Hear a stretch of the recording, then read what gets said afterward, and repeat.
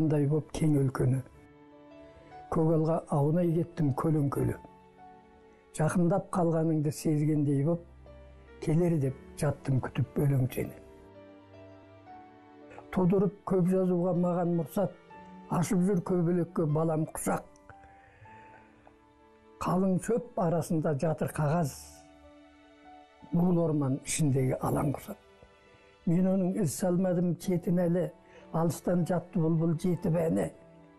Жел турса кагаздағы көлөңкө ойнар, секилди теледейлер экраны. Шабыттың жүрмейтін бұл жерім екен, келер деп сенімімді серік етем.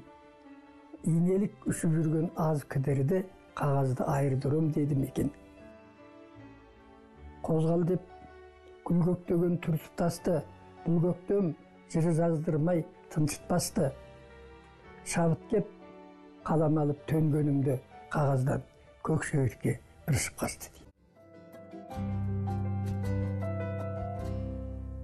Балалар туралы жазылатын өлең бар. Содан балалардың өзіне жазатын өлең бар. Ол балалардың өзіне жазғанда, сол балалар түсінетін болу керек. Мен көбінше балалар туралы жазам. Іздеп жүрсек Ләйләні, қайда кетті бұл десіп.